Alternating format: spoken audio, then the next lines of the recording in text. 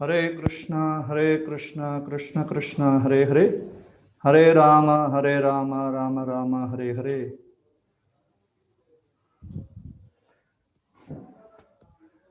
I hope I am visible and also I am audible to all of you. Yes, thank you, Kasturi. Muslim. Okay.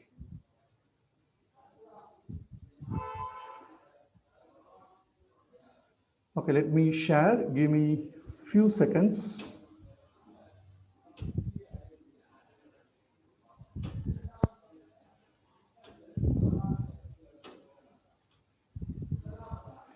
Okay, you are seeing the screen, right? Learn Gita easy. Thank you, Maheder. Okay. Thank you. Let us start. Let us start with our prayers.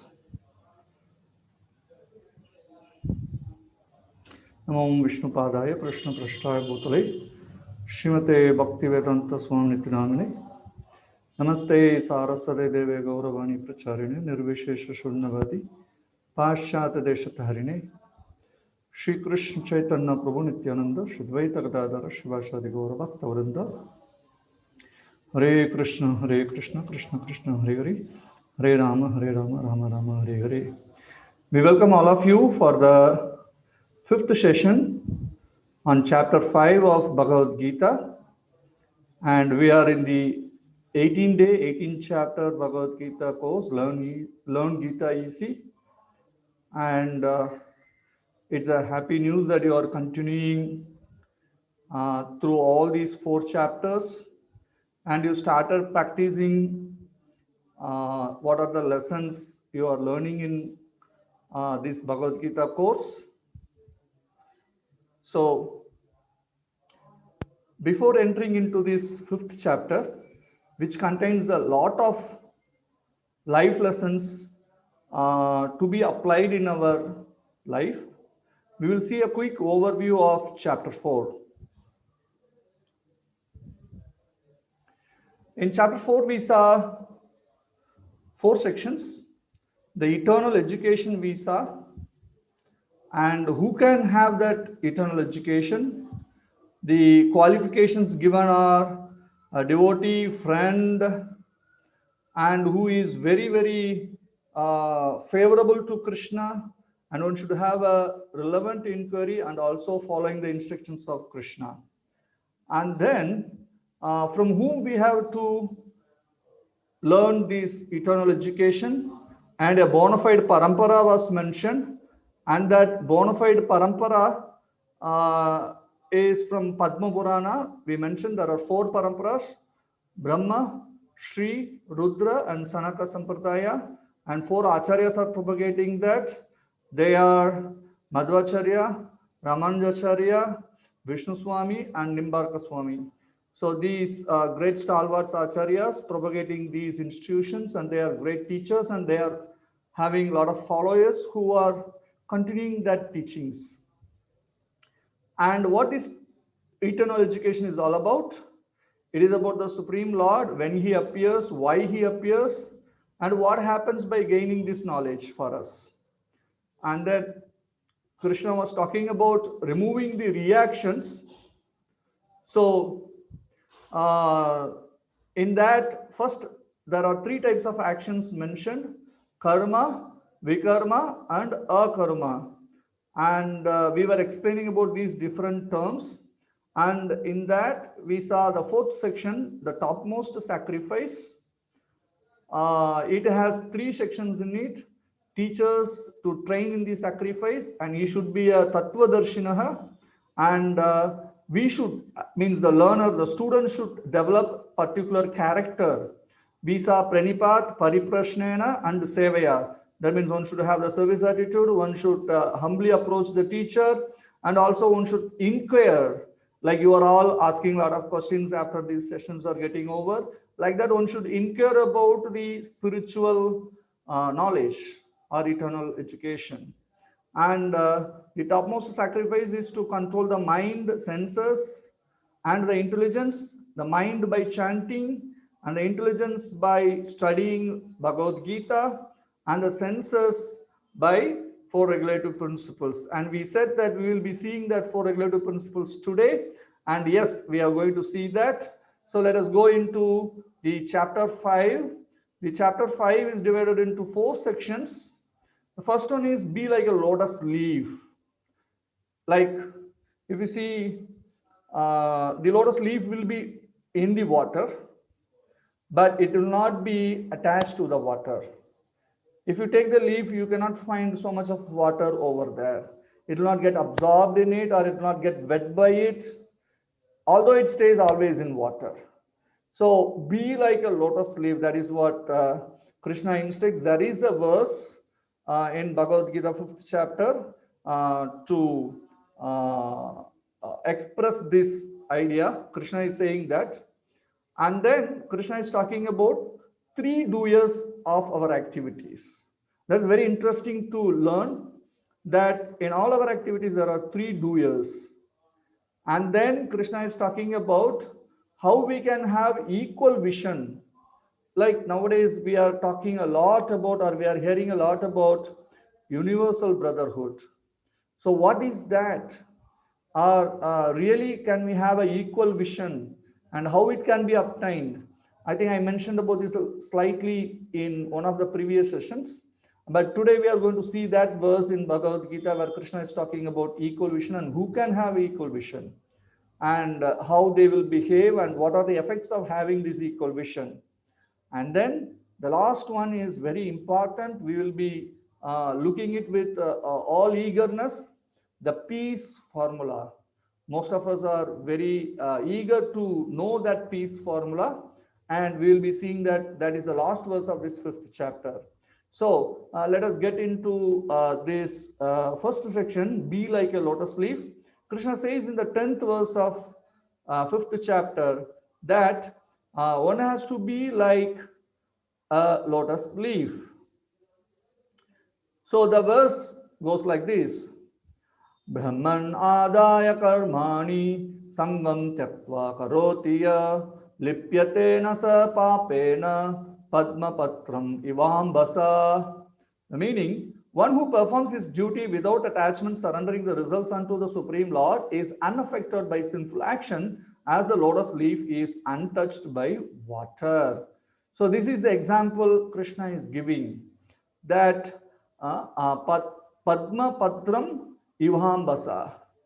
So the lotus leaf, Ivambasa means untouched by the water, like the lotus leaf. So we may be in this life, we are living for taking care of our body, which is material, and also we are living in the material world. Nevertheless, we have to be like a lotus leaf. How we can do that? So we can see how we can achieve that by a three-step process. So the three steps process are explained like this. The first step is do the duty, right? And then the second step is be detached from the results. And the third step is control the senses. So these three steps we can follow to be like a lotus leaf. Okay? And how to do the duty, right? So we have this A, B, C, D. Like when we get into the schools, we first learn A, B, C, D. Like that, in the spiritual process, also when we have to do the duty, we have to follow this A, B, C, and D, right? So we have to have association, proper association, and it will be better if someone who is acting spiritually, or we can say someone who is a devotee. And then B is for books. That is, the essence of all the scriptures is Bhagavad Gita. So we can read Bhagavad Gita every day. and then C for chanting, right? That every day we can chant the holy names of the Lord. And then we have to follow a diet. What is that diet? Diet is nothing big, but the food which is offered to Krishna. Like we saw in the third chapter, Yagyata Karmano Anyatra and Yagyasistasana Santo Muchyanti Sarva Kilbi say that if one offer the food to Krishna, then they eat the mercy, right? The remnants. And Paba Kilbi say all their sinful reactions will be destroyed. But if one eats for Atma Karanat, for one's own self, then they verily eat only sin. Epachanti Atma Karanat. Te tokam papa. They eat, every morsel becomes sinful. So, this ABCD, if one follows, then one can do their duty in a balanced way, right? They can maintain their body, because here we talk about proper association. That means we have to choose our friends and whatever it may be in a proper way, which is conducive for balancing our spiritual duty, that means the duty of the soul and the duty of the body. So and then we will get all our sinful reactions burnt out or gone. So that is the life lesson. We have to take it over here. Very, very important life lesson, that spiritual life will drive away sinful life automatically, as both are incompatible.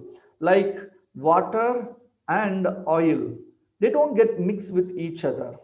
So similarly, the spiritual life and sinful life will not mix with each other. They go ill together. Like they both are like different poles, North Pole and South Pole. They don't go together well. If one perform one's spiritual life or spiritual duties, the duties of the soul, then they will drive away the sinful life automatically. So what is the result? One gets auspiciousness, and one gets closer to more and more peace in life. So the next point is, after performing one's duty along with the duty of the soul, then one has to be detached from the results of one's activities. So, how to be detached from the results of one's activities? That is a big question mark.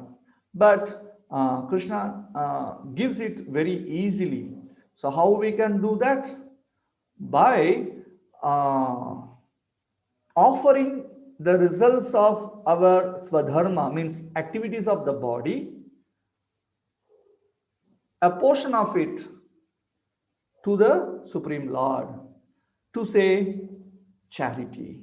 So giving charity to a proper person who will utilize it in the service of the Lord is recommended for those who are engaged in their swadharma, the duties of the body.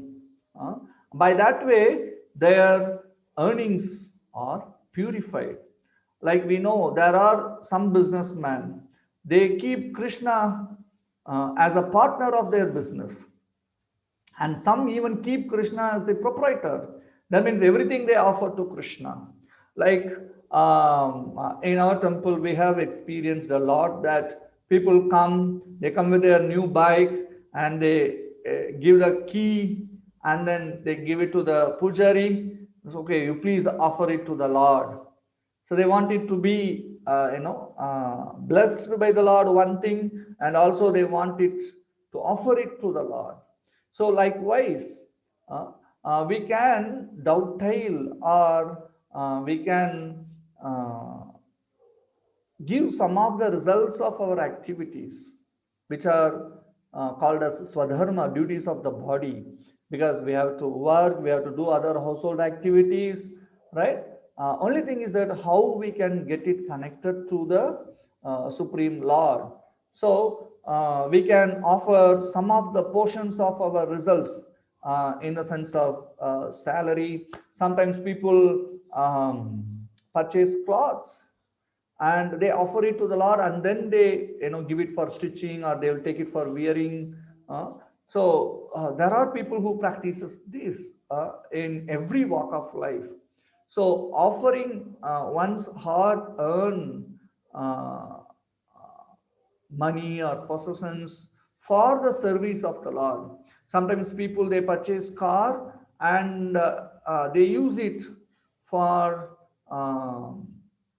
the purposes of the sadhus, to bring them from the railway station or from the airport, or sometimes to take them to some gita pravachan programs, so that they do after their office hours. So anyhow, otherwise it will be just standing in the car shed and they will be using it in the service.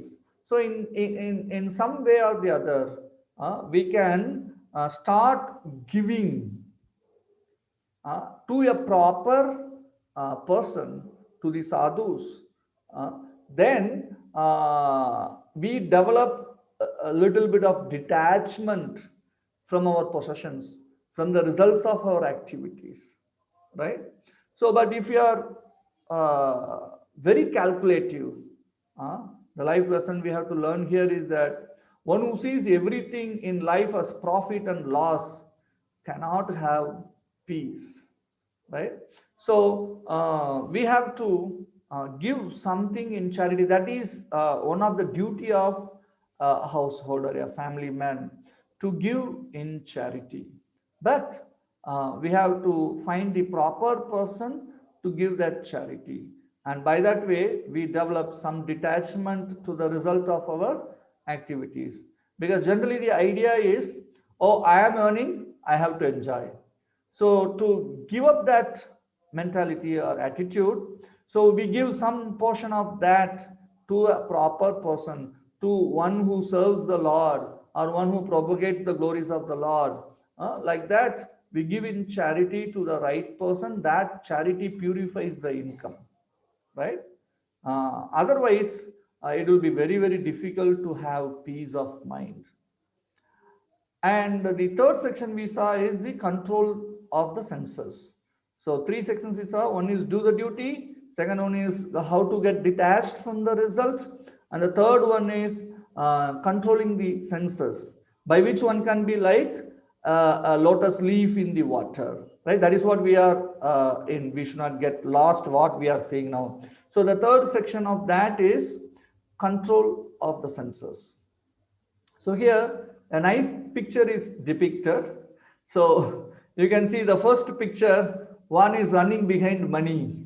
Money is honey, money is honey. So when we are very young, many times people developers are brought us up by saying that you have to study well and get good marks and have to earn good money so that you can be happy. So we are drilled in with the idea that money will give us happiness, and so we will run after it. So all our life we will run to gather more and more and more and more money. And if you see the third picture, a person, he gathers a lot of money in his hand, and by the time he thinks, okay, now what I should do, let me enjoy, and by the time the end of the life is nearby, right? So most of the time our life goes like that.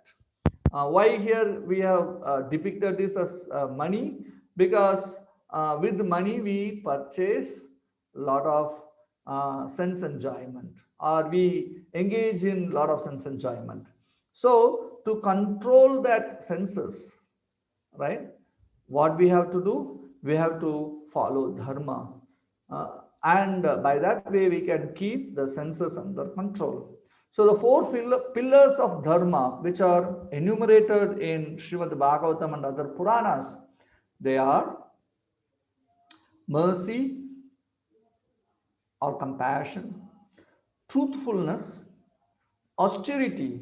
Austerity means we take a vow and then we follow it, which may be what we can say in normal course of life we may not do it. Uh, and the next one is cleanliness. Uh, so these four things are considered as pillars of dharma, and there are four activities which will break these pillars, right? So, to control our senses, we have to avoid these activities which can break the pillars of dharma, right? By following the dharma, uh, we control our senses to a great extent.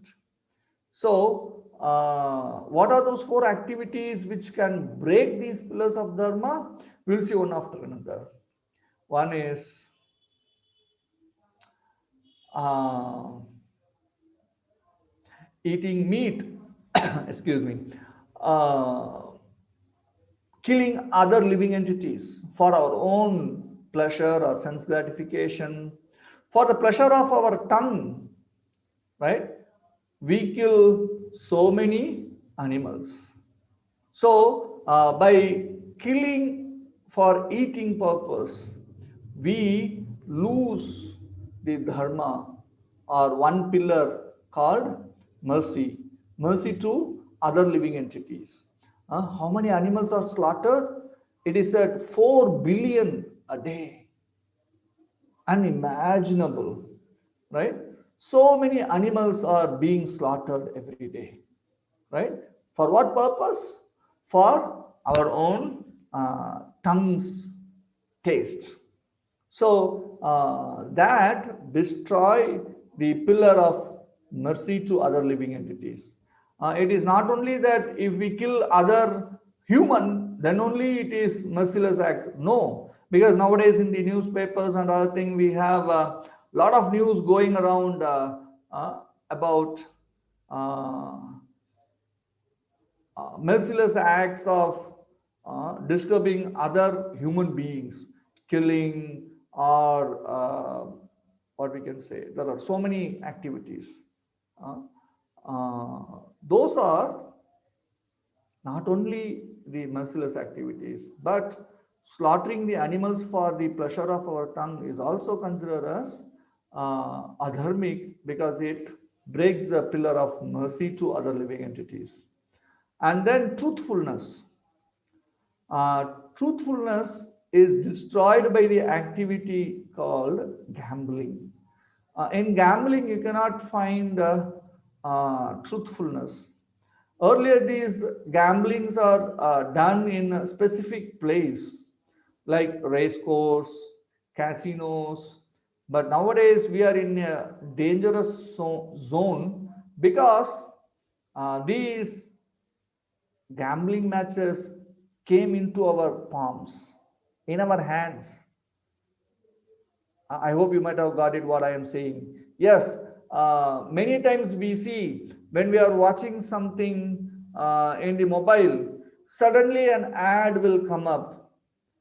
Play rummy online, and so win 15,000, 1 lakh, 5 lakh, and so many such false promises comes up, right? If we become more curious, sometimes we will click and then we will start play and then we become addicted to that, right? So these gambling matches will destroy the pillar of truthfulness, because in gambling you cannot expect being truthful, right? So gambling means uh, cheating. It is invariably involved with gambling, right? So we have to avoid gambling, otherwise we will lose the pillar of dharma called truthfulness. And then intoxication, right? That will destroy the pillar called austerity. So austerity means voluntarily taking up some pain or some kind of activities. We take a vow and then try to follow it in our life. If somebody is drunkard, for him it is very, very difficult to keep his words. So they blabber out of unconscious state. Sometimes they don't even remember what they said. So then what to say of keeping their words? So if we use intoxicants, then we cannot keep up our words, or we cannot keep up our vows. So we lose the dharma, or the pillar of dharma called austerity. We cannot practice any austerity. Such people who are intoxicants, who take intoxication like wine or cigars or any kind of addictive. There are other, so many things they say. What is that? Uh, um, Ganja, Abin, LSD. Then during Prabhupada's time, it was LSD, which was very, very famous, right? So, any type of intoxicant will break this pillar of austerity. So, we have to avoid that intoxication. And then the last pillar is cleanliness, and that will be broken by illicit sex. So what does that mean? That means having extramarital affairs. So having affairs within a married life is not an illicit sex. That is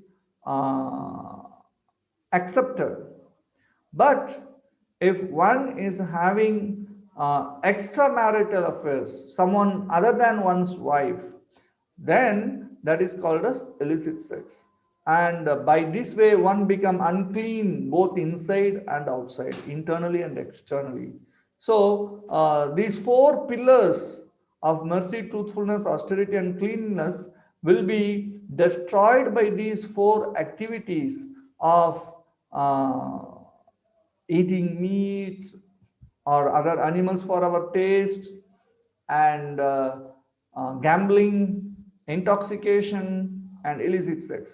And the result of having these kind of activities in the society is chaos. We see that in our society. So much of chaos because people are not following these pillars of dharma, or protecting these pillars of dharma. Like we have already read that dharma rakshita raksha. If you protect dharma, then dharma will protect you. If you don't protect dharma, dharma will not protect you. It's as simple as that. So if we break these pillars of dharma, then we become sinful, more and more sinful. The more activities we do for breaking these pillars, then we will be more sinful, and the result will be more suffering. So the life lesson here is, lesser the sins, lesser we suffer. So that is what we have to understand in this. So we have seen the first section, which is about how to live like a leaf, lotus leaf in the water, right? Padma Patram Ivahambasa. That's what Krishna is saying. So we saw we have to do our duty, we have to be detached from the result, and then we have to control our senses. So these things can be achieved by the ways which we have seen so far. And the next section is the three doers. So we said we have to do the duty. So Krishna is explaining about different type of doers in an action. So we saw three different actions yesterday session, and today we are going to see about three different doers in an action. So let us see what it is. So the 13th verse of this chapter, very nice verse. Listen carefully. Sarva karmani manasa sanyasyaste sukham vasi navadvare pure dehi naiva kurvanna karayan. When the embodied living being controls his nature and mentally renounces all actions, he resides happily in the city of nine gates, the material body, neither working nor causing work to be done. So here it is given the embodied living beings uh, is residing in the city of nine gates. So the first doer here is the city of nine gates. So what is that all about? Let us see the next slide. So Krishna is giving an analogy here that the living entity, the jiva, is living in a city which is made up of nine gates. Right? So what are the nine gates? Two eyes, two ears, two nostrils, one mouth, one genitals, and one anus. So there are nine holes in our body, and these nine holes are considered as the nine gates of this body. Out of these nine gates, if you see, seven gates are there in our face, right? Two eyes, two ears, two nose, or two nostrils, and one mouth. So with this, we can gain knowledge by hearing, by seeing, by tasting, and we communicate by speaking with our tongue, and then we smell by our nose. So by this way, we acquire a lot of knowledge, right? And there are two gates which are there in the downside. So seven gates in the top portion and two gates in the down, right? And they are genitals and anus. They are used for excretion purpose and also for the purpose of procreation. So in general, it is considered as uh, the gates through which the waste are excreted, uh, and also the genitals are used for procreation. So earlier we saw that our body is made up of five elements, and now we are seeing that our body has nine dwaras, nine gates. What is the purpose of this city? The purpose is it is a facility for us to enjoy, right? So, if we want to eat something, we will put something in our mouth and we taste it and we enjoy the taste, right? So, the purpose of this city, the body which is equated to the city of nine gates, is to enjoy, right? So, the purpose of this city is to enjoy. But we have to keep changing this body again and again. This body is not permanent with us. We have to keep changing this body. And that is what we are seeing in the next picture, right? Why do we keep changing? Because there is a constant chase for happiness, and the city itself is temporary.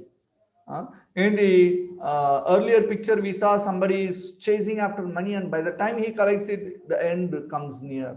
So here is another picture which is depicting almost the same, the life of modern people. That the money is attached to our body, and then we move, and that also move. So we'll never come closer to that. By the time the end comes, or we look for happiness, uh, the happiness is just hanging in front, and we think that uh, we are going to get it. Oh, it is here, very closer, but we never get it. And by the time the end of life comes, this body becomes useless, and then we get into another body. So the city which we are getting in itself is temporary. So it becomes a constant chase for us, birth after birth after birth. We chase after happiness, right? In this chase or in the whole process, what do we get? So we get miseries. One may ask, don't we have any happiness? Yes, we do have, but these happiness are short-lived, right? So, say for example, we eat and then that enjoyment stays there for only a little bit of time. Say, for example, the taste, we keep the food in the tongue, and then until it goes into the throat, we will have the taste. After that, the taste is gone, right? So we have only a temporary. And once our stomach becomes full, then the same taste we will not have with the same item, right? And say, for example, we like one item, and then that is being supplied to us every time, and then we get bored up. That's it. Say, for example, if I like laddus, and then somebody is giving me laddu morning, afternoon, night, morning, afternoon, night, morning, afternoon, night, all the meal I get only laddus, right? Then my taste reduces. I will not have the same taste after a few days, and our enjoyment or happiness what we get is very temporary. We don't say that we will never get enjoyment in this world. We get some happiness, but that is very, very temporary. Say, for example, we get a new phone, the latest today, right? And then after 1 month another new model is being released and your friend is getting that, then your happiness of possessing the latest model, is vanished. That's it, right? So all our happiness, whatever we get in this world, is very temporary.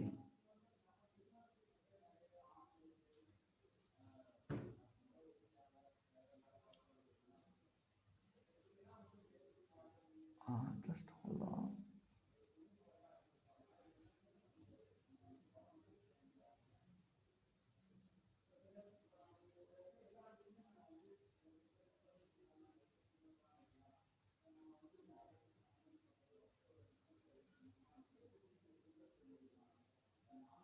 Okay. uh, I was looking for some live classes are going on or not. Yes, it is going on. I couldn't see the signal. It's there. Sorry for the small disturbance. So we are seeing that we are getting happiness, but it is a very short living happiness we get, and we feel like we have lost our happiness, right? And in olden days there is a way of punishing people.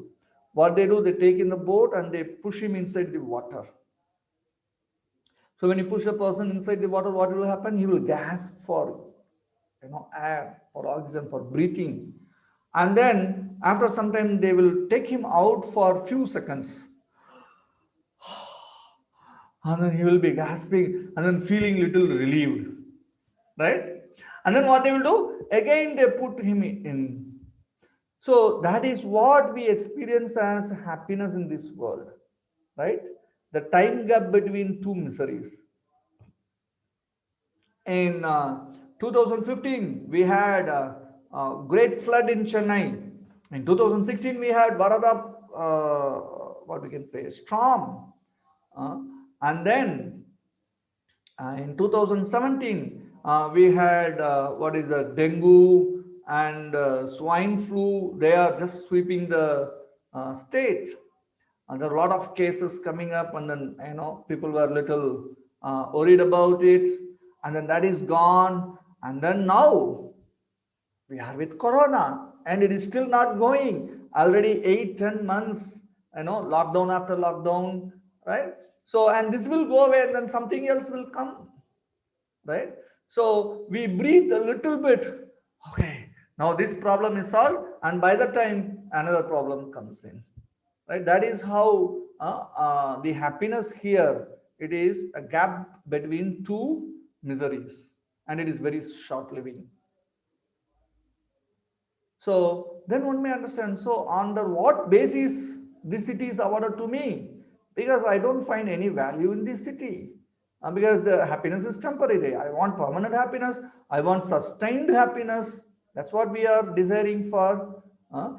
This city is awarded to us based on our desires and based on what we deserve. right? That means what activity we do and what kind of credit we have acquired or we have collected, and accordingly we will be awarded with a city. Uh, so that is what the process for acquiring this city. We'll be seeing this more deeper in the later chapters also. So what is the nature of this city?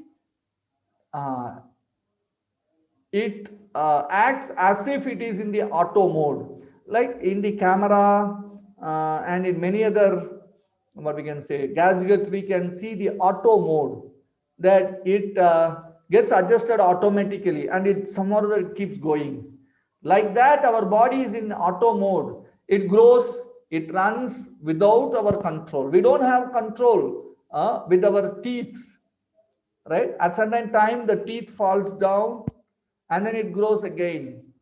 So we don't have control over it, and we don't have control over the growth of our beard.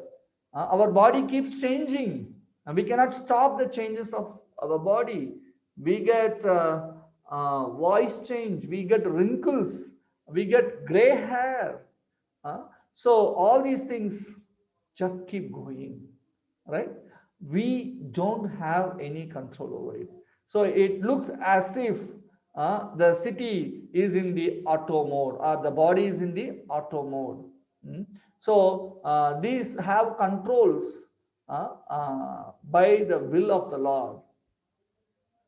Okay, so then the next duer we have seen for three duers. The first duer is the city of nine gates. The second duer is the soul, Jivatma. So it desires for happiness, uh, because that is our desire. I want happiness and long lasting, perpetual, continuous, whatever word you use, which is long lasting, right? Forever, eternal. Uh, there are so many words for that, but we want that kind of happiness. We don't want a temporary and short living happiness, right? And because of our desire, sometimes we perform sinful activity, sometimes we perform pious activity, and we get reactions like suffering and enjoyment, right? And also we get into the illusion that I am the city, considering that I am this body. So that drives us to go for enjoying this city, enjoy having enjoyment with this city, and we perform sinful or sinless activity. We do pious or impious, karma or vikarma, and we get accordingly results. That is enjoyment and suffering, right? So how much we do, accordingly we get the reactions. So we cannot blame others for what is happening in our life, because it is we, out of our own desire, choose the activities. So the life lesson here is that inequality is a result of one's own choice. uh, See, the laws of nature are very, very stringent. So we have to, means, police us, police ourselves from within. That means we have to safeguard. We have to be very meticulous in choosing our action, because the laws of nature are very, very stringent. Like even a child touches the fire, and the fire will not think, oh, this child don't know that no, if he touch me, no, I will burn his finger, or let me not burn his finger. It will not think that way. So nature's law is very stringent. If you touch fire, it will burn. That's it, as simple as that. uh, the jiva is the second doer. Then who is the third doer? uh, the super soul or paramatma is the third doer of activity. So the Paramatma is the supplier of all ingredients of the city. Like we saw, there are two bodies we have. One is a gross body and another is a subtle body, right? So the Lord is the supplier of all ingredients of this city, right? Like earth, water, air, fire, ether, mind, intelligence, and ego. These all ingredients are supplied by the Supreme Lord. And Brahma, using those ingredients, he created different shapes and bodies. And not only that, the super soul is the source of our spirit soul also. So all the three things, gross body, subtle body, and the soul. The source is the Supreme Lord, right? And we all know the proverb, man proposes, God disposes. So, but he will not dispose on arbitrarily or on his own will, but he disposes based on our karma and our desire. So, what we deserve and what we desire, based on that, the Lord disposes. So, the Lord is blameless. He acts only as a facilitator. So, we are the one by our desires creating our own action and reaction. So, knowing these three doers, right? One is the city of nine gates, the Jiva, and the Paramatma, who is the facilitator, right? So these three combination makes an activity happening, right? So the learned scholars, the Panditas, they know this and they will see the Paramatma in every living entity and they will try to give respect to all living entities. So that is what called the equal vision. That is the third section we are entering into, right? So this is the verse 18th, I think this is the 19th verse if I remember it right.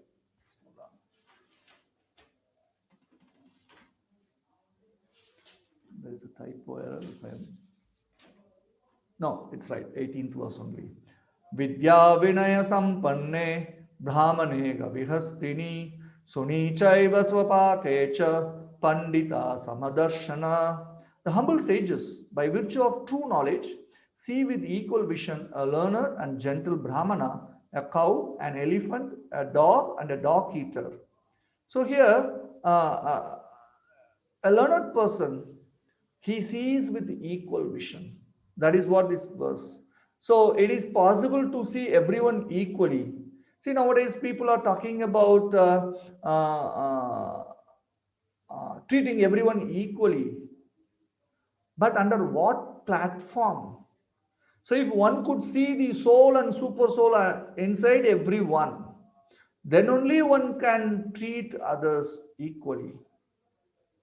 So that is what mentioned here. Without that kind of knowledge, without the knowledge of the soul and super soul, it is impossible to treat others equally, right? So we have these different systems being tried out in this world. You say that communism or various kinds of schemes to treat people equally. Like in India, we have this reservation system to bring up people to equal level to all, right? But we see that that never happens. The whole world is trying for an universal brotherhood, right? Is that happening, right? So only by this equal vision one can see all the living entities same, right? Okay, so what is the greatness of this equal vision? So in this section we are going to see the effect of equal vision and the implications we get of this equal vision. So what is the effect? So we can see very clearly the three doers, right? We can see the external body and the soul inside and the super soul who is the facilitator. So we can see these three doers distinctly. And we can understand, that is why we say that proverb, don't hate the sinner, hate the sin, right? The sinner is the soul. So don't hate him, but hate the sin, right? So the sin is not good. And if you can purify the sinner, he can become a very good person, right? So we have to be very, we can see very clearly the three doers if we have that equal vision. And we see the presence of the super soul in every living entity, so we give respect to all the living entities. Uh, because as a soul, we are subordinate to the super soul or to the supreme lord, and so we have to give respect. So if we see the super soul in everyone's heart, then obviously we have to give respect to them. So based on that, we will give respect to all the living entities. And that is the effect of having the equal vision. And what is the implication of having the equal vision? There are two types of implications. One is having the equal vision have some implication on ourselves, how we see ourselves. And then there is an implication in seeing others, how I see others, right? So the implication on the self goes like this. These are very important, these 3 points, carefully here, right? So natural talent, naturally tolerant. So we know we are in the city, we are not the city, we are in the city, we are the spirit soul, and we have Paramatma to help us, to facilitate us. So we also understand that we are awarded with this city with certain facilities because of our previous actions, of our previous desires, right? So whatever it is coming, it is because of our past activities. So let me be naturally tolerant. uh, so that is the way one will see oneself if we have this equal vision. And there is a genuine kindness within and without, because we know that there is a soul and there is a super soul, and we will have some kindness for all the living entities. We will have kindness for ourselves, we have kindness for others also. And we give up unrealistic expectations from ourselves and from others also. And because of that, one can be more peaceful, right? So these are the implications on ourselves, right? We have a lot of expectations sometimes. I have to do this, I have to do that by this time. No, I have to do, you know, grow my business this much, and I have to be in this position and then that position. So sometimes we expect too much from ourselves, right? Which will be unrealistic. We will give up such unrealistic if we can able to see ourselves with these three doers or with this equal vision, right? And then the implication in seeing others, right? So as I discussed earlier, we will be having a real brotherhood, universal brotherhood. Uh, so these difference are removed. Nowadays, there are a lot of tension between India and China in the Indo-China border, right? So we will give up those different differences. We will see a universal brotherhood, and we perceive everyone as a temple of the Lord because Paramatma is there in everyone's heart. So we will look everyone body as a temple for the Supreme Lord. And obviously in a temple we give respect, right? So we will naturally give respect to the living entities, all the living entities, specifically the human beings. So with this, the equal vision help us to see ourselves differently, to see others differently, and by that way we improve our standard of life. Okay. And then the last section for today is the peace formula, right? This is the last verse of this chapter also. Bhoktharamegya tapasam sarvaloka maheshwaram sugurdam sarvabhutanam nyatva mam santim richati. A person in full consciousness of me Knowing me to be the ultimate beneficiary of all sacrifices and austerities, the supreme lord of all planets and demigods, and the benefactor and well-wisher of all living entities, attains peace from the pangs of material miseries. Right? So, this is a jewel verse. So, very, very important verse. We can even by heart this verse. And this defines the supreme and it gives the peace formula. One attains peace from the pangs of material miseries by knowing these things. Right? So, what one has to know? We have to know that Bhokta and Maheshwar and Sukrut. Who is that? And by knowing that the Supreme Lord is all these three, then Shanti Murichati, one attains peace. Right? So that is why our next slide says that you know God as the beneficiary, as the enjoyer, as the supreme controller, Maheshwara, and the friend of all living entities, Suhrut, then we get peace. No God and no peace. And if you don't want God, if you don't have God in our life, no God means no peace. Right? Very simple, straightforward formula. Right? So here we have these three topics to cover: Bhaktaramikitapasam, Sarvaloka Maheshwaram, and Sukrutam Sarva Bhutanam. Right? So we have to understand that the Supreme Lord is the enjoyer of everything. So we are not the enjoyer. Right? Say for example,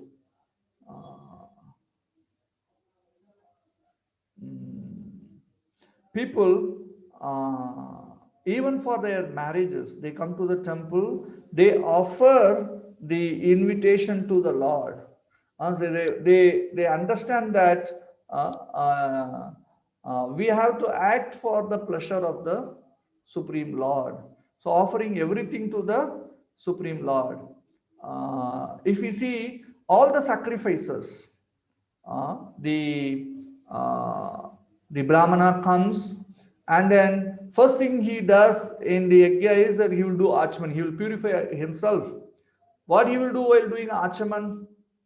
By sipping purifying water, he will chant Om Keshwaya Namo, Narayana Namo, Madhaya Namo, Om Govinda Namo, Vishnu Namo, Madhusudana Namo, Trivikrama Namo, Vamana Namo, Shrivaya Namo, Rishikesh Namo, Om Padmanabhaya Namo, Om Damodaraya Namo.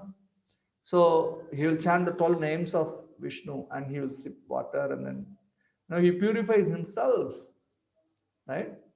And then he does the yajna sacrifice, and that can be for anyone. And at the last, right, the Brahmana will offer what we can say, the Purna Ahuti they say, right, the final completing offering to the Supreme Lord in the yajna. So what they will say, if you listen carefully, they will say Sarvam Krishnarpanamastu. That is a general statement. I have heard from some Brahmanas, they say Krishna, Krishna, Krishna, but not many says that. But this term they use, Sarvam Krishnarpanamastu. So they offer to the Supreme Lord, right? Why? Because he is the enjoyer. So he is the ultimate enjoyer of all the yajnas. So if I think, right, I am the enjoyer, that would bind me to the cycle of action and reaction. So we have to understand that Krishna is the supreme enjoyer, Bhokta, he is the Bhokta. Okay. So this will help us to keep ourselves like a lotus leaf in the water, which we saw in the first section. Padma Patram Ivambasa. Okay. And then the next portion is Sarvaloka Maheshwaram. No one is greater than him, and he is greater than all the devatas. And he is the supreme proprietor of all the planets and demigods. Sarvaloka Maheshwaram. Right? So he is the owner, and so he has the control. That is why he is called Mahaishwar. So we are only the temporary owners. We have to understand That is the life lesson here. Say, for example, we may have a land in our name, but even before I take birth, the land was existing. I come in between, I claim it, it is mine. And once I leave, right? So somebody else will claim that that is theirs, right? So we are only a temporary owner. And if no one else is claiming, then the government will take that. Government will claim that this is government land, right? So we are only a temporary owner. I will give another example, very nice, easy example to understand this. Like we are traveling the train. So we have a reservation ticket. Say for example, S10 seat number 40, right? Uh, uh, then we go to the seat and then we'll say, oh, if somebody else is sitting, this is my seat, get up, get up, get up, get up. And then we'll sit in the seat. And although we are very possessive of the seat, when our destination comes or when our time comes to get down, we will not get attached to our seat. We will not say, oh, no, no, no, I am sitting in the seat for last 10 hours, 12 hours of my journey. So how I can give that up? With all detachment, we'll just get up and then get down off the train itself, right? So in the same way, we may have a lot of possessions, and when the time comes to leave, so then we have to leave everything here and then we have to go, right? So better we develop proper understanding that we are only temporary owners. The ultimate owner or the enjoyer or the controller is the Supreme Lord, and that is what here called as Sarvaloka Maheshwara. And then he is the benefactor and well-wisher of all living entities, right? Like the Supreme Lord is traveling with all the living entities wherever he goes, right? Whatever form one takes, the Lord travels with that living entity, right? So, Krishna is the well-wishing friend of all the living entity in this universe, right? We only divide ourselves into various sections or sects or whatever. But the Lord, uh, Supreme Lord Krishna, is the well-wishing friend of all living entity in this universe, right? That is why the next life lesson is, if everyone is Krishna's friend, then how can be someone my enemy? This is a very beautiful thinking. We have to get this, essence of this life lesson.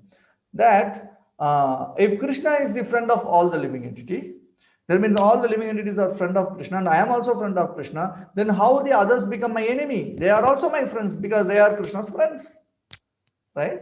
So in that sense, we will see everyone as our friend. So that universal brotherhood really comes out like that. So if everyone is Krishna's friend, then how can be someone my enemy, right? So with this life lesson, we come to the end of this section, that by knowing the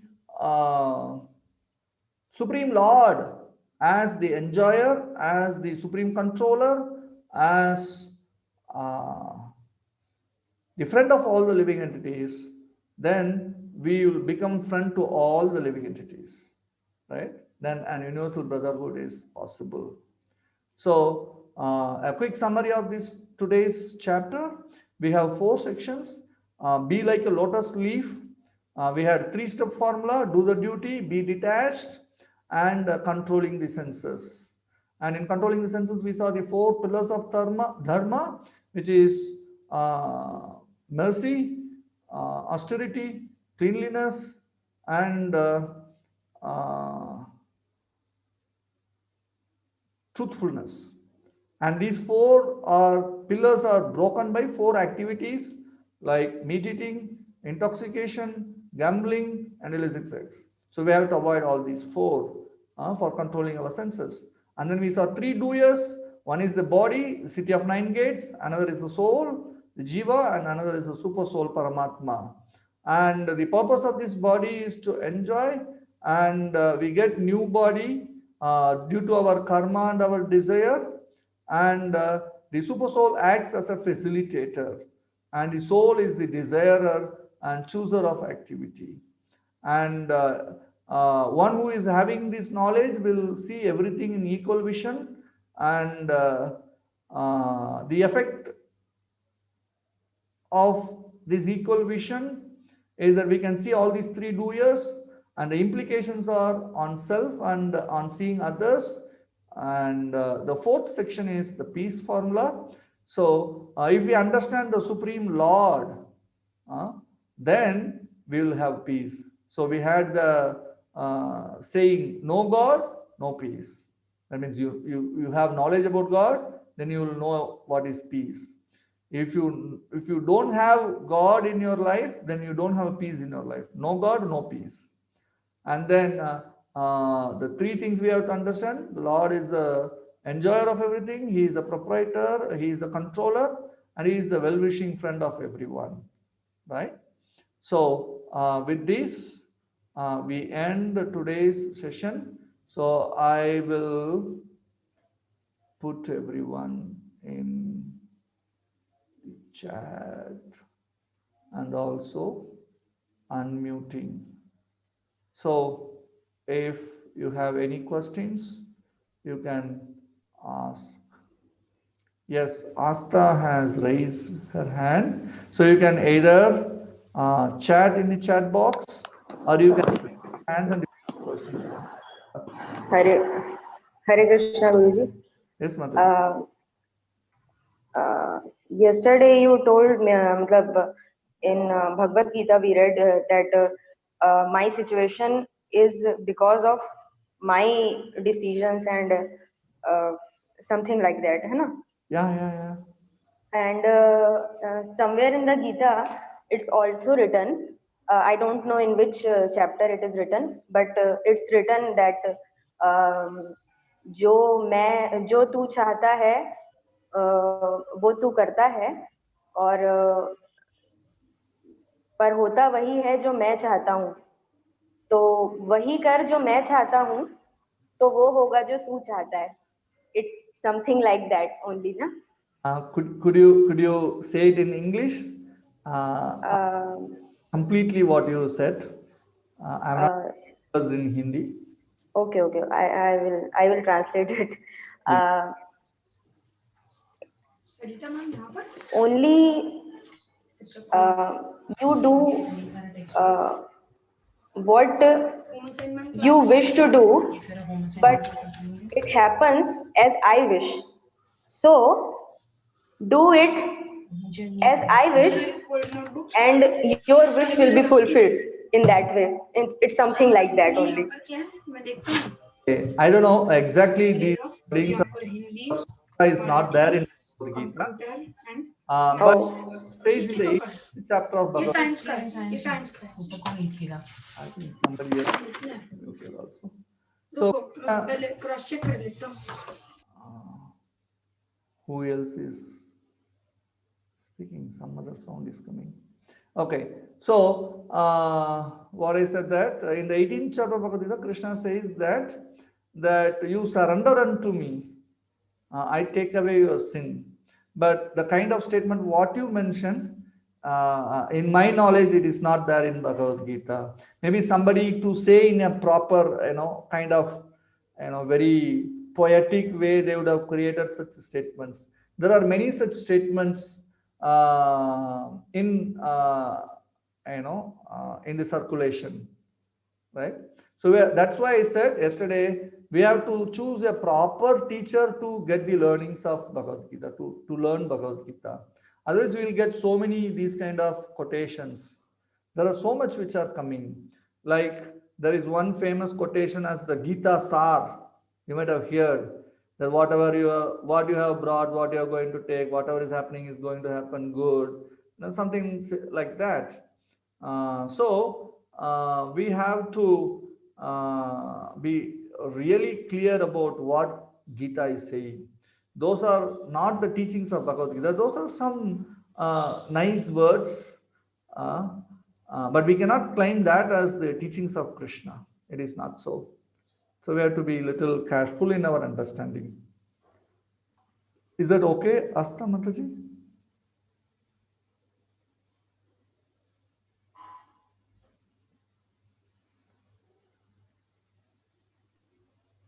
Okay. So, what's name? Aravindakshan, sir. You have a question. You raised your hand, right? I logged in little late, Swamiji. The city means is it representing the body? Yes. Okay. Then another question is that how I've been doing the chanting like Hare Rama, Rama Rama, Hare Hare, Hare Krishna, Krishna Krishna, Hare Hare. Okay. Swamiji says Hare Krishna, Hare Krishna, Hare Hare, Hare Rama. Hare Rama. So, so is there any difference in that, or is it okay? Because I've been chanting it for long. Okay. Used to it. As I said, so we have to follow the teachings of institution. Okay. So we are from this. I understood. And we are following the teachings exactly. Okay, I will change it. Thank you, Guruji. Thank you. So, Varun Singh, you have a question? Hare Krishna, Guruji. Hare Krishna. Guruji, I have a question because I just read that particular fourth chapter in which you told that there should be a guru and we need to follow guru all those rules and regulations. Yeah. But I have read about Bhagwan Ram, Bhagwan Buddha. They met different kind of gurus, even with the Swami Shankaracharya. So do we need to have only one guru, or the people like Shankaracharya or a Bhagwan Ram or like Bhagwan Buddha? They were having a numerous kind of gurus and they followed that particular philosophy, and after that they have that particular, they have just summarized that particular philosophy. So I'm just confused of whether we need to follow only one guru or we can also have more than one gurus. Okay, so we have to follow one institution. We have to choose from any one of the four, right? In that, we take our teachings from that, and we can have one Diksha Guru who gives us the mantra to have our regular or day-to-day practice. And for other instructions, like for learning the scriptures and go deep into that, so we can have many Siksha Gurus who gives us instructions in understanding the scriptures. But they all should be in the same institution. Okay. We go out of the institution. And coming back to the point of very great personalities, like we can say you quoted Lord Ram, but yes, Lord and Buddha under Vasishta, right? And then a little bit from Vishwamitra, and he learned few other things from others also, but predominantly he went to the institution of Vasishta and he learned. So if you say who is the guru of Lord Ram, it is invariably said as Vasishta. And Lord Krishna also went to the Gurukul of Sandipani Muni. So we get attached to one of the institutions and approach a spiritual master, learn from him diligently and apply it in our life, and then we can for more instructions in the same institution we can approach different sadhus, because they will be very scholarly and they would have their own realizations and they can share with us, and then we will develop with that. Okay. Is that okay? Yes. Thank you, Guruji. Okay, thank you. And there are some questions in the chat box. Let me go into that. Oh, give me a sec. I'm opening the chat box.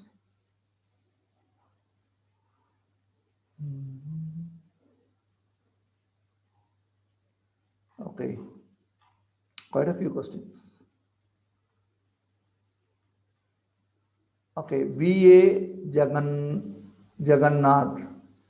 Why people are showing difference in between gods, but God has no difference? Uh, Explain Sivasya Hrudayam Vishnu Vishnusya Hrudam Shiva. V.A. Jagannath. Could you please tell me where you got this verse from? This is the first time I'm hearing this statement. Sir, I have read in that sloka, sir, one sloka. I have read in one sloka. Which scripture? In the book, sir, in the books. Like Bhagavatam, Bhagavad Gita. No, sir, not like that. In the Shiva Puranam, I have listened, sir. I have studied this one. Sivasya Hrudaya. That is God's. The poems are there, sir. In that poems, it is there, sir. Oh, okay. Sir. I don't know what is the authenticity of this statement. What is the translation they give for this statement? That means there is the God Shiva is in Vishnu Shrudya and Vishnu is in Shiva Shrudya. That means the heart. Both are there. There is no difference. Both are equal like that. They are saying like that, sir. In that. Okay, okay. Yogasya Hridayam Vishnu, Vishnusya Hridayam Shiva. Okay. So we have that in a different way in Srimad Bhagavatam. Okay. That the Lord is always thinking of his devotees, and the devotees are always thinking of the Lord. Okay, sir.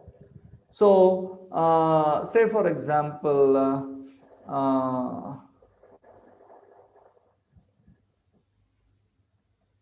when Draupadi was in difficulty, she was thinking about the Supreme Lord. And at the same time that the Supreme Lord was thinking about the difficulty of his devotee, and then immediately he was there. So that is the relationship between the Lord and the devotee. Like okay, sir. Prahlad was in difficulty. In all the difficulties, the Lord protected him. He was always thinking the Lord, and the Lord was always thinking him. Okay, sir. And so in that sense, in Srimad Bhagavatam, there are many chapters and verses where it is said by Lord Shiva that he worships Lord Vishnu as his master in the form of Sankarsana. And, there are many verses in Padma Purana where he glorifies Bhagavad Gita and Srimad Bhagavatam. Like Gita Mahatmyam is there, one chapter. It's very big, and then there is one chapter on Bhagavatam Mahatmyam. So in both of these things, Lord Shiva is glorifying Krishna and Vishnu elaborately. So the Lord thinks of his devotee, and the devotee thinks of the Lord is nothing. What we can say, it's nothing new. It is there in the scripture. So in that sense, I can understand this verse. Okay, sir. Thank you, sir. Thank you. Hare Krishna, sir. Yeah, Hare Krishna. Okay, and then Amol Jagar. You mentioned truthfulness as one of the pillar of dharma, and gambling means breaching that pillar. So my question is investment in share market and mutual funds is also a gambling? It's a good question.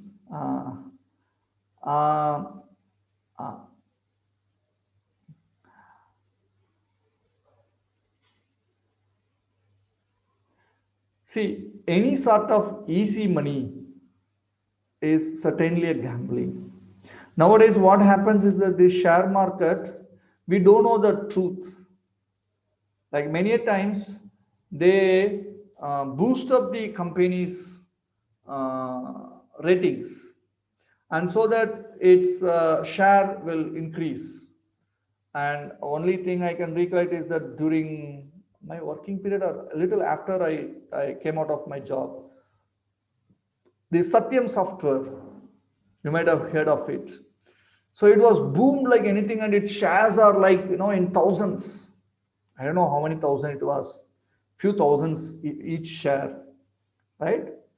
And then one fine day it was completely crashed because everything is a false statement given by the company, that we have this much property, this much earnings, this much is our net profit, this, that, and so many false promises given by the company. And because of that, the company was boomed, and one day it was like crashed.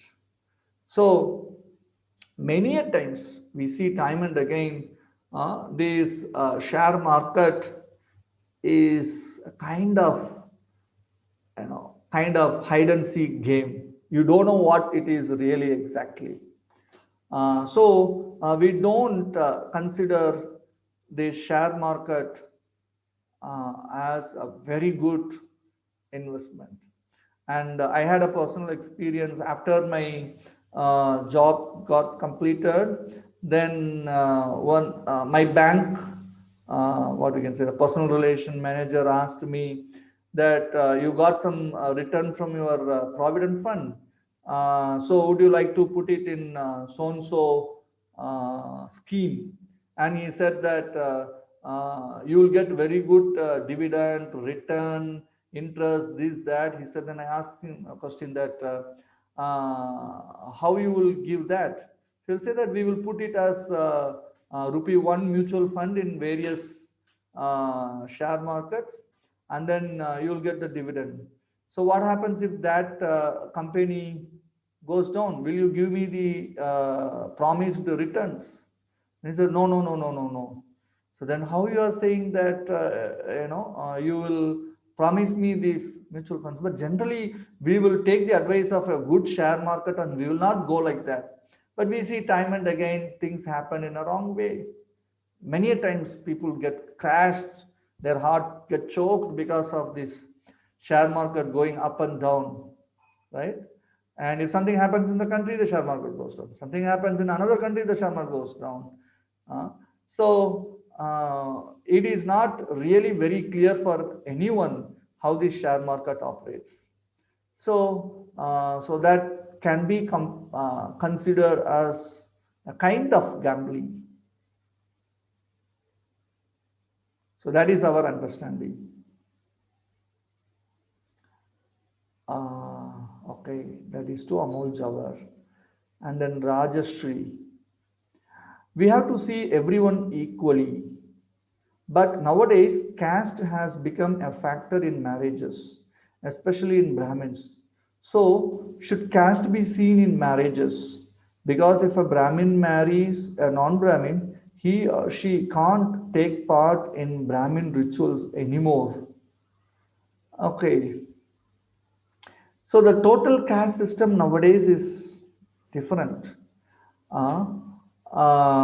It is not as per the Vedic system. It was slightly different in the Vedic system. There are a few examples in the Vedas itself where great rishis accepted other than Brahmins also into their Gurukul. There is one in what is that Upanishad? If I'm remembering it right, Sveta Sutra Upanishad. One Japala. He was not a proper woman. So his son was Satyakama, and then he approaches the rishi. What is his name?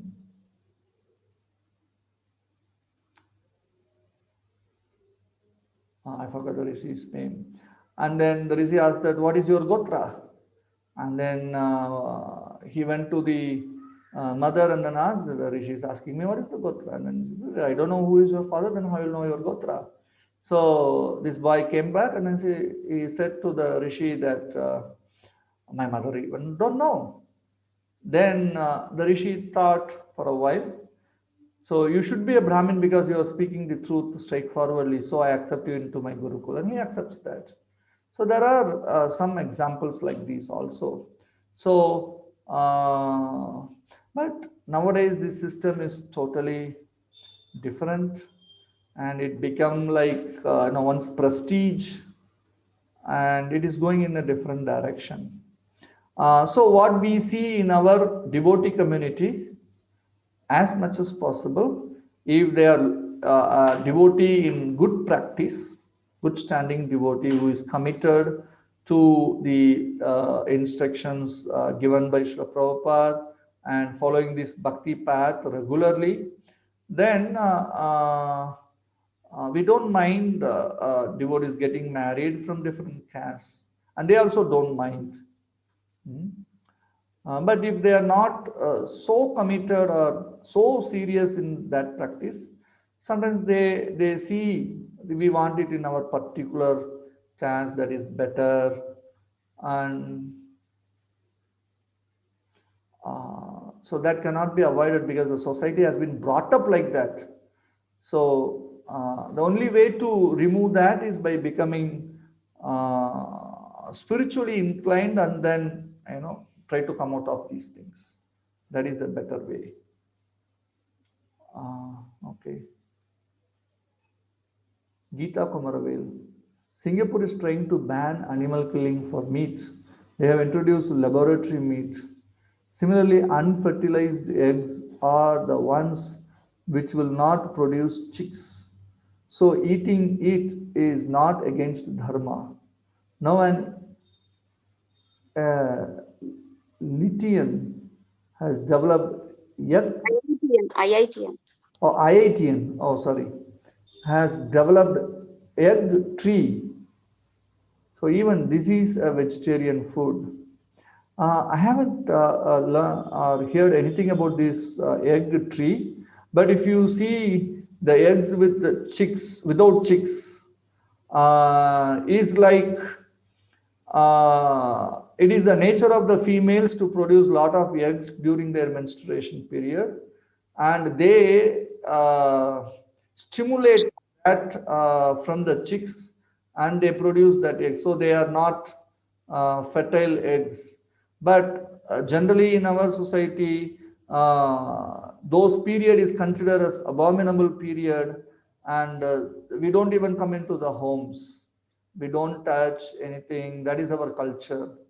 And eating such things certainly is very low class and abominable, right? So I don't know. In my childhood, I remember that the eggs are promoted. Murgi ki anda. There's one ad comes in the TV, in the Doordarshan. It's put by the government itself. It was promoted and it has become a staple food in our society. But it is not so.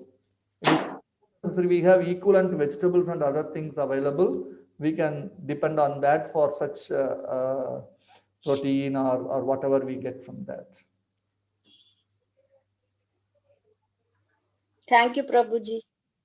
So, and then Seema to everyone. Guruji, kindly explain 15th verse. What is subtle and subtler body?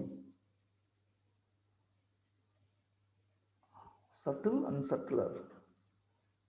15th verse.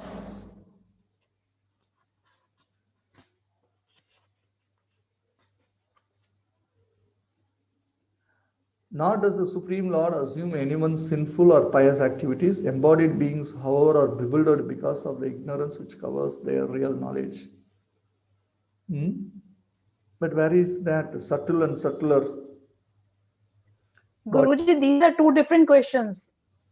Oh, really? These are two different questions. Oh, okay. Explain. This is one question. Yeah. Yeah.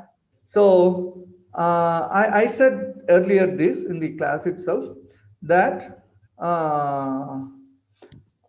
it is not that the Lord assume, oh, he will do this kind of sinful activity, I will give him this result. No. Only if he does certain things, and the award of punishment or enjoyment will be given. No, but it says that I will not accept anything, neither good nor bad. In the sense that he will not absorb, oh, his sin I will remove, his enjoyment I will remove. It's not like that. See, you read that again. I read again. The Supreme Lord assume anyone's sinful or pious activities. Embodied beings, however, are bewildered because of the ignorance which covers their real knowledge. Here it says that, nor does, because that means there is a verse before where Krishna says that the embodied spirit, master of the city of his body, does not create activities, nor does he induce people to act, nor does he create and the fruits of action. All this is enacted by the modes of material nature.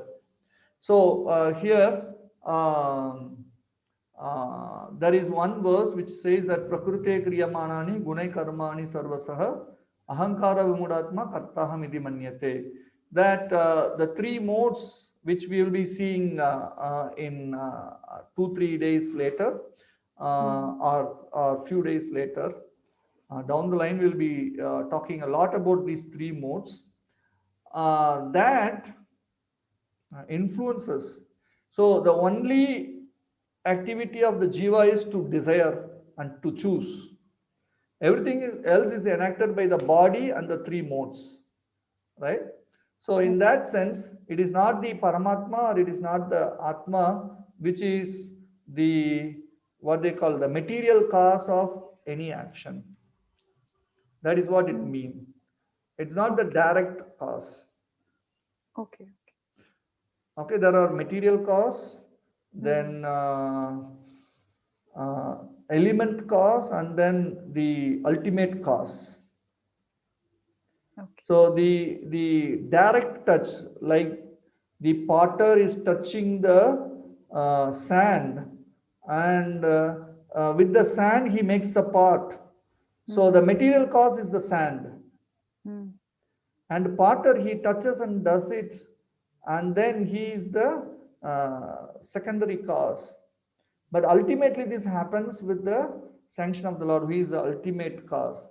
So like that, for every action, this the final elements, means the three modes, and this body is the direct cause or material cause.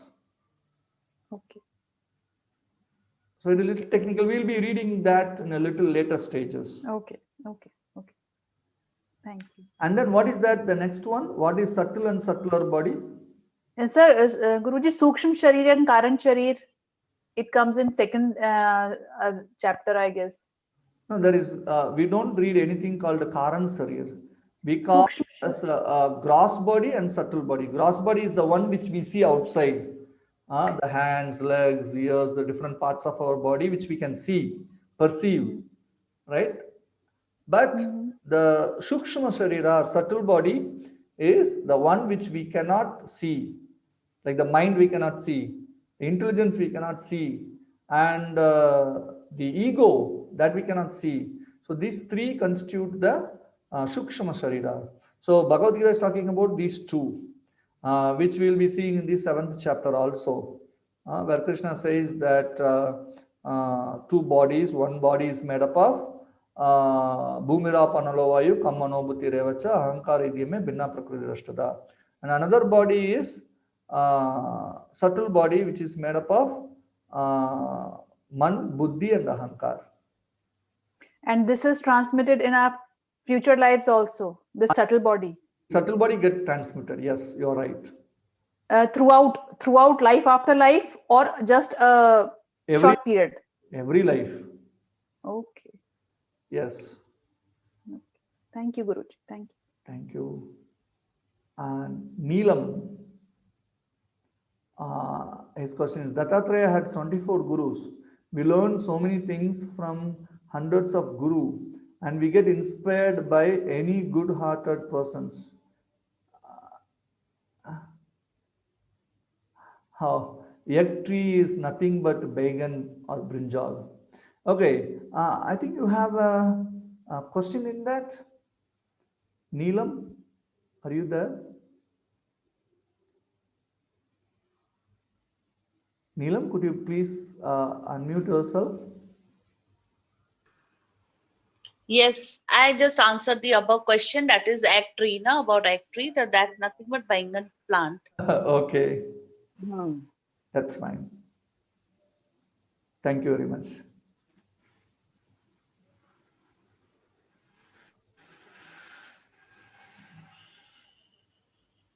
No, but they are telling something else as egg tree here. Somebody else is also giving. Gita Kumaravel is giving an answer for that.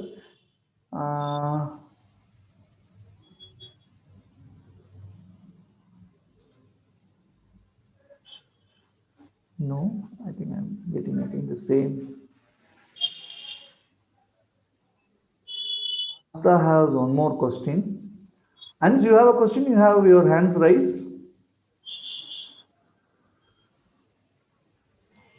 Yes, Guruji, I have a question. Please ask.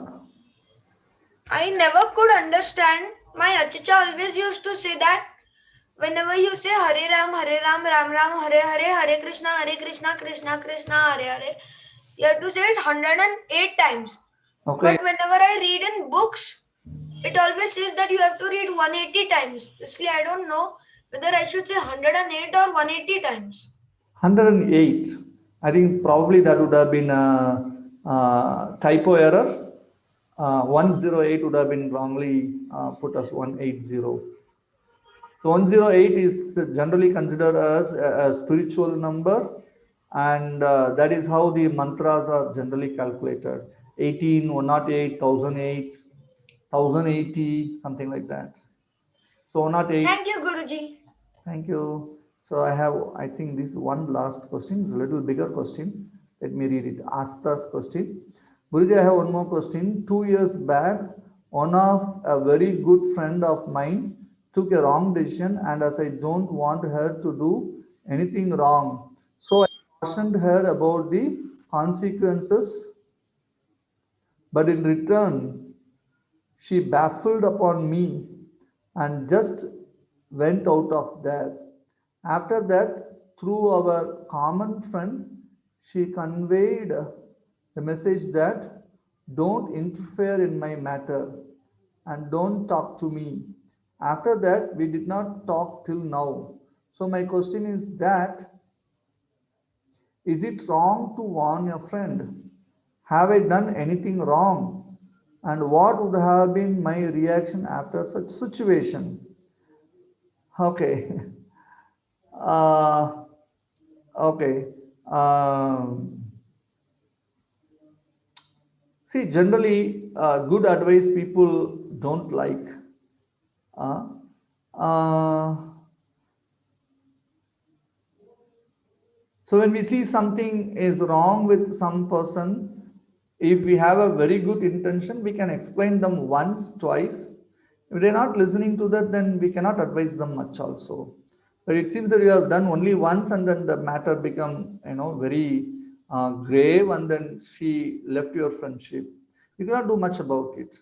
You might have done with a very good heart, and if they couldn't take it up, but they want to break the friendship, I don't know how. It's unfortunate for them. For us, we remain good for everyone. If they come back, we will accept that friendship. You can keep that situation in your mind, open to anything.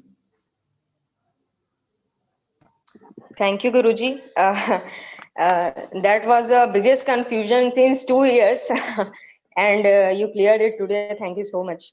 Okay, thank you. Sandeep Dudade. Farmer is a big gambler. His all earning is dependent on nature conditions. He lost many times due to worse nature disaster. Shall farmers go for such gambling or not?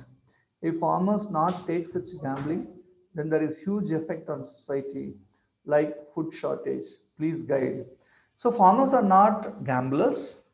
So farmers, they put their effort physically in some activity, in tilting the land, in sowing the seed, and they wait for the mercy of the Lord, right? And many a times, if you see, the farmers know when the rain is going to come, and when the seasons will change, and accordingly they will do their what is this cultivations. But nowadays, out of greed, we put in a big farm and try to cultivate, and we don't care for anything, and so the seasons are unpredictable. So we get into loss. But if some farmer who follows all dharma, and if he goes into the field, he gets things properly. So that is what we are seeing regularly. Even if he does his, there is a verse in the 3rd chapter also which says that Annad bhavanti bhutani parjanya annasambhava. So this from the rain, the food grains are coming, and it is a cycle. And the rain comes because of yajna. Yajna comes out of prescribed duties. So our prescribed duty or the duty of the body, which are given in the Shastras, will in turn properly produces the rain for us, and in turn the grains for our survival. So if we don't follow the Shastric injunction, then we have all the problems. So any farmer who follows dharma, he will not go empty handed. Unless or until it is a big drought which is going on in the country due to different reasons. Like in Ramayana, we have King Rompal, who had a continuous drought because he mistreated some Brahmanas, right? So the Brahmanas left the country, and so there is no yajna going on properly. So there is no rain, and so there is no proper growth of grains. So the people were suffering, and the king did something. He brought some sage called Risheshinga, and then by his touch in the land, the rain started coming. There is a very good connection between the resources we get and the kind of life we live. If we live a life of Shastric injunctions, then certainly we will get good results. So it is not a gambling for the farmers. The Lord will give good result for their hard work, but they have to use their intelligence, in finding the right time to put the seeds. And nowadays they call it as what they call cash crops. There is also a system to keep the land's fertility, by circulating the grains. But now they put only cash crops, and they don't care for the land's fertility. We use so many other things to make the land unfertile. So there are many reasons for the farmers going bankrupt now, because they would have been greedy earlier. So certainly farming is considered as a sattvic activity, in the sense that it is given in the scriptures and accepted by one and all. That is the Vaishya community. They do farming. That is in the Vedas. So that is not gambling. Okay, with that, I think one more last question by our Dr. Ashok Kumar. I couldn't see Dr. Ashok Kumar for a couple of days. Yes, sir, you can unmute yourself and you can ask your question. Hare Krishna. Hare Krishna. Sir, I want to know whether chanting or listening or Gyan Yoga or Bhakti Yoga, which is better? No, chanting and Bhakti Yoga both are same process. Chanting And is listening? Bhakti Yoga, and listening to Krishna Katha is also part of Bhakti Yoga. We will see later chapter, there are 9 processes which are given in the Bhakti Yoga: Shravanam, Kirtanam, Vishnu Smaranam, Archanam, Vandanam, Dasyam, Sakyam, Padasevanam, Atmanivedanam. These 9 processes are called as Bhakti Yoga. So, and what about Gyan Yoga? Gyan Yoga? Gyan is not part of Bhakti Yoga. So Bhakti Yoga is better than Gyan Yoga, Okay, thank you. which Krishna says in the 12th chapter of Bhagavad Gita. So we'll see in that chapter. Krishna specifically answers that question. Okay, thank you. Thank you very much. Yes, thank you very much.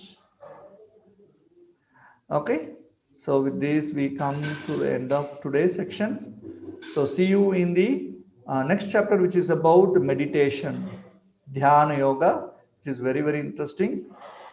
Until then, Hare Krishna.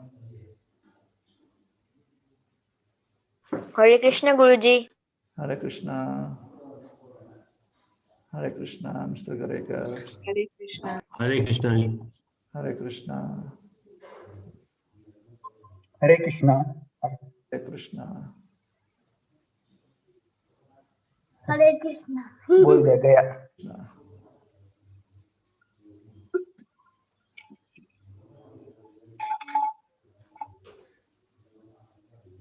Okay, let me end the session.